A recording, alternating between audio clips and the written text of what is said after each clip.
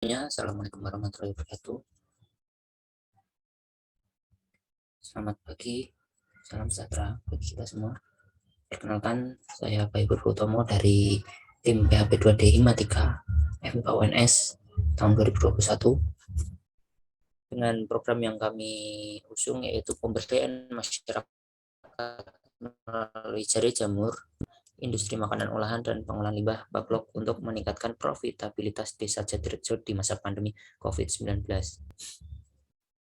Di Desa Jatirejo ini sendiri memiliki cukup banyak petani jamur, ada sekitar belasan petani jamur aktif, yaitu petani jamur tiram dan juga petani jamur kuping.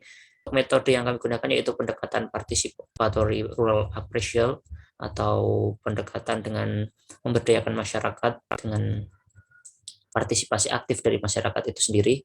Dan kedua ada pendekatan persuasif, yaitu pendekatan meyakinkan masyarakat mengenai program yang kami bawa.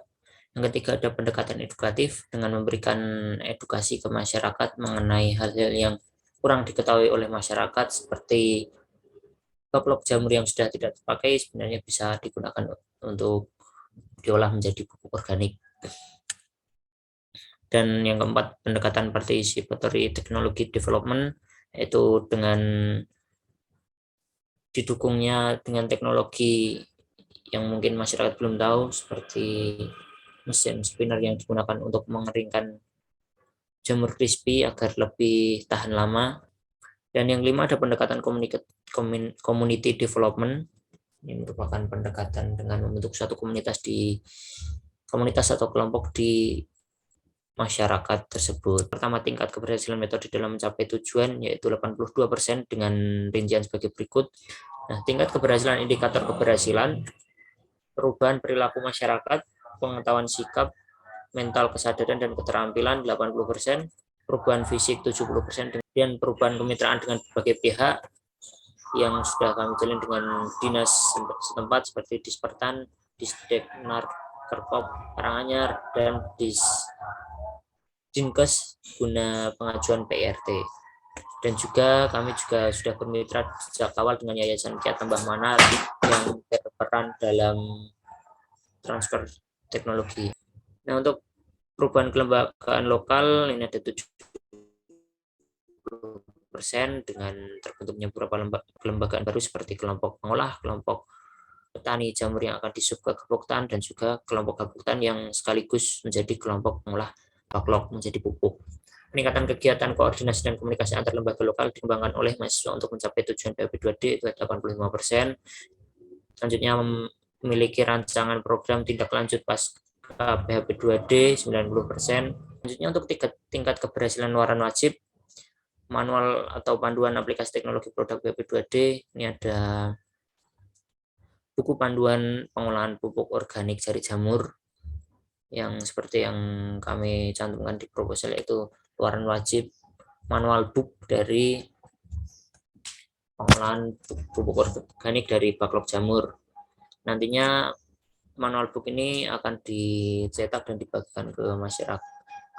Kemudian yang kedua ada profil dan poster hasil pelaksanaan program, ini masih 60%, kami masih menyusun karena program ini sendiri kami belum selesai 100%, jadi masih ada beberapa kegiatan yang belum dilaksanakan dan juga beberapa kegiatan final yang belum tercapai. Kemudian untuk video kegiatan juga demikian 60%, dengan kami masih belum selesainya program kami. Kemudian ada publikasi media sosial, ini 70%. Nah, selanjutnya ada tingkat keberhasilan luaran tambahan, publikasi ilmiah pada seminar nasional Unimus. Ini berbeda dengan proposal karena ternyata jurnal yang kami tuju sebelumnya sudah tidak membuka lagi, sehingga ini kami melakukan submit abstrak lagi ke salah satu seminar nasional di Unimus. Kami sudah selesai mendaftar dan juga tinggal menunggu nanti presentnya. Kemudian yang kedua ada publikasi media massa, ini sama seperti tadi 70%. Nah, selanjutnya ada 3 jaringan kemitraan dengan Yayasan Kiat Lembah Mana. Ini sudah kami capai di awal program dengan melakukan MOU. Nah, selanjutnya tingkat pencapaian indikator, jumlah indikator yang sudah tercapai itu 15/22 atau 70%.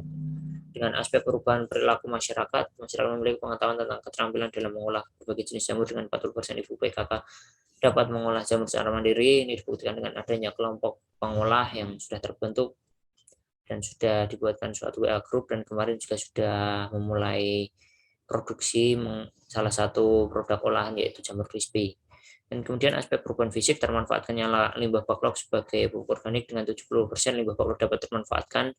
Kemudian tumbuhnya peluang ekonomi dari pemasaran produk olahan jamur melalui online shop, sedikitnya melalui 2 platform pemasaran. Nah, ini kami sudah membentuk atau membuat akun di 3 platform online shop, yaitu ada Tokopedia, ada Lazada, dan juga ada Shopee. Kemudian tersedianya sedikitnya 2 alat pembantu pengolahan jamur dan limbah backlog yang membuat usaha jari jamur berjalan lebih efisien. Ini ada alat vakum sealer dan juga spinner untuk menunjang produksi jamur crispy jari jamur. Yang selanjutnya aspek perubahan kemitraan dengan berbagai pihak, terbentuknya kemitraan dengan Ibu BKK sebagai lembaga membantu mengolah, Yayasan Kiat Lebah Mana sebagai lembaga membantu pelatihan atau transfer teknologi, Dinas Pertanian sebagai lembaga membantu pelatihan budidaya jamur yang baik dan pengolahan limbah backlog menjadi pupuk organik. Kemudian ada dari dusun lain dari desa serta dalam mengolah jamur dan limbah backlog, serta membantu pemasaran produk jari jamur, dan juga himpunan mahasiswa matematika atau himatika. Temuan kelompok besar setiap 2 bulan sekali. Nah, kemudian aspek rencana program tidak lanjut, sekurang-kurangnya 3 kelompok masyarakat dapat menerapkan program secara mandiri. Nah, ini selanjutnya implementasi mata kuliah di desa, adanya implementasi mata kuliah kewirausahaan, teknopreneurship, serta riset operasi deterministik. Kemudian untuk tingkat kesusahan pelaksanaan, ini dari aspek biaya sudah terbeli beberapa alat pembantu seperti spinner, kaca etalase, kompor, alat pengolah jamur, alat vakum sealer, timbangan, dan alat-alat pemenuhan protokol kesehatan seperti termogan, masker, dan hand sanitizer. Dan juga sebagian besar biaya telah terpakai dalam beberapa kegiatan pelatihan dan pembuatan rumah organik serta tahap awal produksi. Kemudian untuk biaya yang belum terpakai meliputi pendaftaran sertifikat halal dan BPOM, freezer, dan alat penunjang pengolahan pupuk, dan publikasi jurnal ilmiah.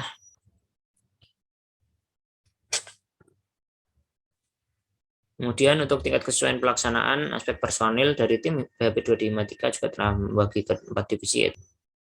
Untuk dari aspek waktu, dari waktu pelaksanaan terdapat ketidaksesuaian dengan rancangan kegiatan, yakni kurang lebih mundur 2-3 minggu dikarenakan pada awal waktu pelaksanaan terdapat lonjakan COVID-19 di Sidoarjo, tepatnya di awal Agustus, sehingga belum memungkinkannya dilaksanakan program baik secara luring ataupun secara hybrid. Jadi kami menunggu keputusan dari kepala desa setempat. Kemudian untuk aspek alat dan komponen bahan, untuk alat komponen bahan yang dibutuhkan dicantumkan di rancangan sudah terbeli sebagian. Kemudian untuk kekompakan tim dalam pelaksanaan program dibagi menjadi dosen pembimbing. Sebagai pembimbing kami yaitu Bapak Bu Narno. Kemudian ada ketua tim saya sendiri bertanggung jawab untuk mengkoordinasi anggota tim pelaksanaan program, dan beberapa tim seperti tertampil dalam menyusun proposal sendiri. Setiap draft proposal yang sudah jadi kami konsulkan terlebih dahulu ke dosen pembimbing, sehingga dosen pembimbing juga ikut mengecek apakah proposal sudah sesuai dengan program yang kami bawa atau belum. Kemudian untuk konsultasi setiap kegiatan yang akan dilaksanakan, seperti apabila akan melaksanakan kegiatan pelatihan, kami selalu berkoordinasi dengan dosen pembimbing, dan juga dosen pembimbing ikut membersamai dalam setiap kegiatan yang dilaksanakan.